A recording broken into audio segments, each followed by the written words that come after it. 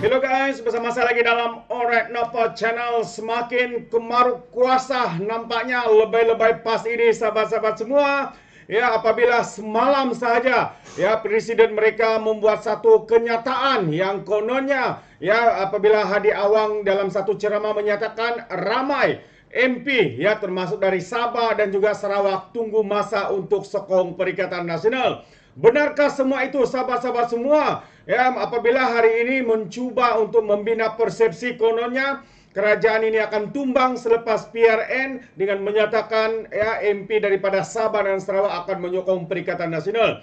Yang kita tahu sahabat semua, rakyat Sabah, rakyat Sarawak tidak kepingin sekali ya untuk membawa parti PAS ini ataupun mau bekerjasama dengan PAS ini di negeri Sabah maupun di negeri Sarawak. Kenapa? Ya, karena kita tahu di Sabah ini kita tidak mahu keharmonian kaum itu dihancurkan oleh sikap ekstremis daripada lebay-lebay PAS dengan penunggangan agama, menggunakan bangsa dan agama sebagai ejen ataupun sebagai alat dalam politik mereka sahabat semua.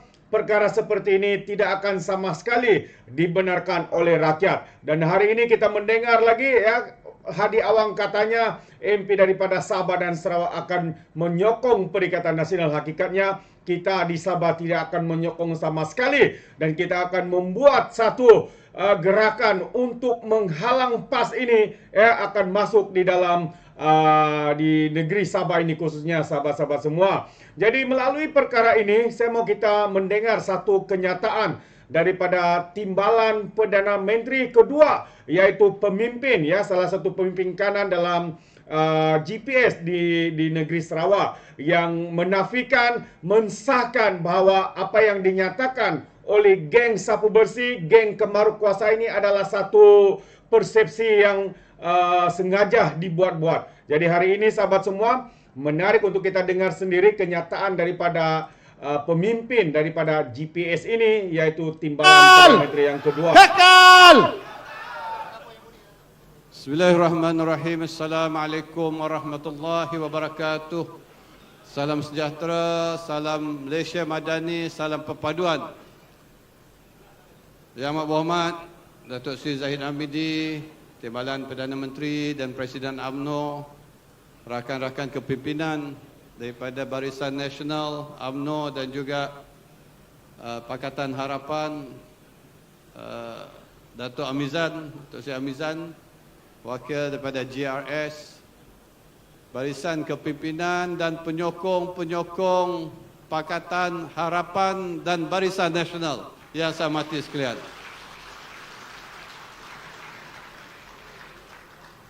Saya datang kemari bukan nak bertanding, sebab GPS tak bertanding di sini.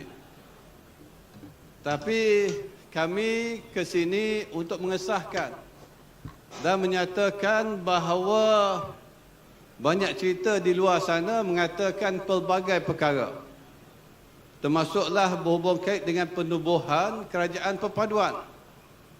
Apakah peranan GPS? Apakah peranan GRS dalam penubuhan Kerajaan Perpaduan? Mungkin saya hari ini nak mengesahkan bahawa pelbagai cerita yang menidakkan apakah hasrat yang di-Pertuan Agong untuk menubuhkan Kerajaan Perpaduan itu. Banyak cerita di luar yang menidakkan. Tapi saya sendiri terlibat yang dipanggil untuk menghadap di istana mengatakan bahawa itulah hasrat yang di-Pertuan Agong. Untuk wujudnya Kerajaan Perpaduan, malahan kalau dapat semua parti di Malaysia membentuk kerajaan. Itu hasratnya. Tapi malangnya apa yang berlaku ialah Datuk Seri Anwar Ibrahim bersetuju. Tapi ada kelompok yang tidak bersetuju. Malahan menidakkan juga hasrat yang di-Pertuan Agong dan melawan titah yang di-Pertuan Agong. Dan kami GPS, GRS akur untuk menubuhkan Kerajaan Perpaduan atas satu hasrat. Di samping menghormati titah yang di-Pertuan Agong, ialah untuk wujudnya kerajaan yang stabil, kerajaan yang kukuh, Sebab diperlukan kestabilan dan kekukuhan itu untuk kita pastikan kita dapat pulihkan ekonomi negara kita. Kita tidak akan mampu, tuan-tuan dan puan-puan, untuk memulihkan ekonomi negara kita kalau kita tidak ada kestabilan. Pelabur tidak akan datang. Kalau pelabur tidak datang, bagaimana ekonomi kita nak berkembang? Dan kalau ekonomi tidak berkembang, bagaimana kita nak membantu rakyat? Sejarah lepas, penggal yang lepas, pertukaran kerajaan yang begitu cepat, begitu banyak Perdana Menteri. Bayangkan apa kedudukan ekonomi negara kita. Dan baru dalam 8 bulan, bila tertubuhnya kerajaan perpaduan, barulah kita melihat bahawa kedatangan kembali pelaburan ke negara kita. Mengapa? Sebab mereka yakin kestabilan itu wujud. Bila kestabilan wujud, maka barulah polisi yang jelas dan nyata. Termasuklah baru-baru ini dilancarkan ekonomi madani. Dan inilah sebenarnya perjuangan kita. Dan itulah tuan-tuan dan puan-puan, saya kira dalam menentukan arah tuju negara kita tidak dapat tidak, kita mesti pastikan wujudnya kestabilan politik. Dengan kestabilan, barulah kita tumpu fokuskan untuk memakmurkan negara kita. Kalau negara makmur, insya-Allah baru kita akan dapat membantu rakyat untuk mensejahterakan rakyat dan mensejahterakan negara kita. Dan itulah komitmen kita dalam kerajaan perpaduan. Dan itulah komitmen GPS. Dan inilah kami turun bersama dengan JIS hari ini untuk mengesahkan bahawa kerajaan perpaduan adalah kerajaan yang komited untuk membangunkan ekonomi negara kita dan memperjuangkan kesejahteraan rakyat. Inilah komitmen kita, tuan-tuan dan puan-puan. Dan kalau kerajaan persekutuan ini dah stabil, dah kuat, tuan-tuan dan puan-puan, jadi negeri pun kena stabil dan kuat. Kita kena bersama. Jangan nanti kerajaan perpaduan kuat tapi tidak dapat sokongan kerajaan negeri, tidak dapat juga kita membangunkan negara. Maka akan menjadi cabaran untuk kita membantu rakyat. Jadi tidak ada cara lain, tuan-tuan dan puan-puan.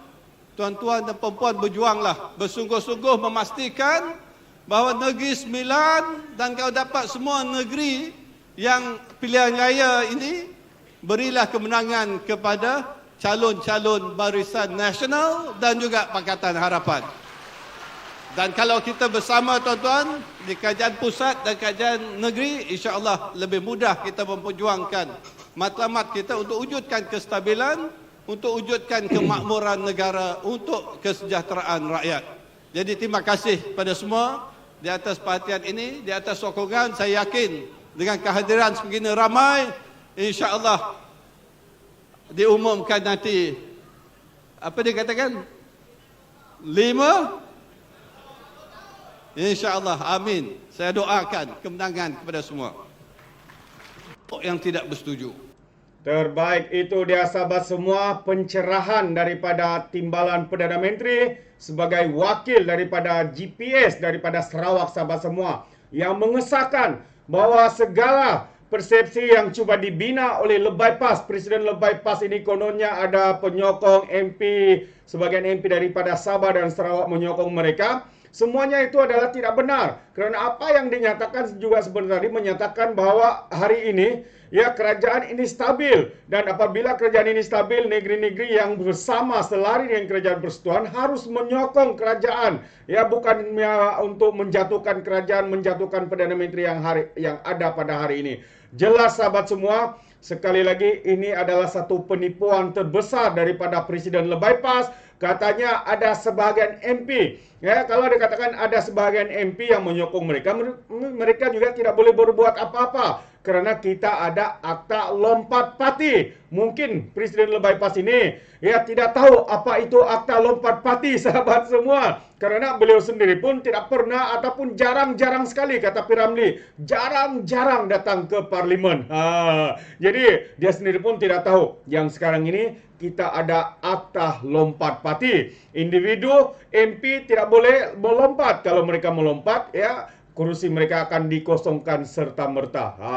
Itu dia. Jadi sekali lagi sahabat semua, jangan diperbodohkan. Jangan dipermainkan. Jangan diperbudak-budakkan oleh lebay-lebay PAS ini yang hanya tahu memperbodohkan rakyat. Ya, mereka anggap rakyat hari ini bodoh. Mereka anggap rakyat hari ini tidak mendapat akses kepada info dalam kerajaan hari ini. Khususnya seperti akta lompat parti ini. Kita sedia tahu dan juga kita sedia maklum. Ya, akta ini sudah pun diwartakan sebagai satu akta yang sah di dalam negara kita. Tapi hari ini lebay-lebay, bukan saja lebay-lebay, pemimpin daripada Bersatu sendiri, Muhyiddin sendiri, sahabat semua, tidak mengetahui berkaitan dengan akta lompat parti ini. Atau mereka tahu tetapi sengaja membuat persepsi sebegini rupa untuk apa? Ya, untuk memberikan harapan palsu kepada penyokong mereka, kepada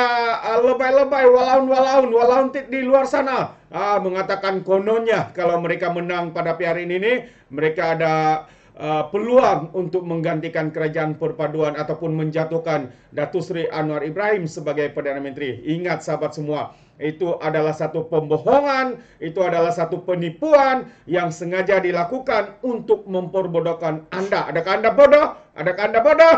Saya harap tidak, sahabat-sahabat semua. Jadi sampai di sini saja, izinkan saya untuk mengundurkan diri. Tapi sebelum itu jangan lupa juga untuk sekiranya Anda mau memberikan sebarang komen, Anda boleh berikan komen dalam ruangan komen. Tapi ingat, komen dengan cara berhema.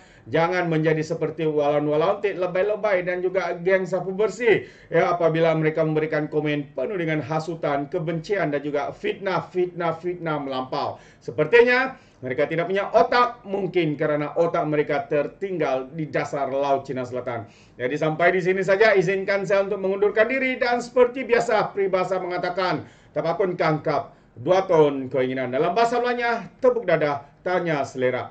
Sekian saya daripada Orek Napa Channel. Saya kita berjumpa lagi dalam info dan update yang seterusnya. Sekian. Bye-bye.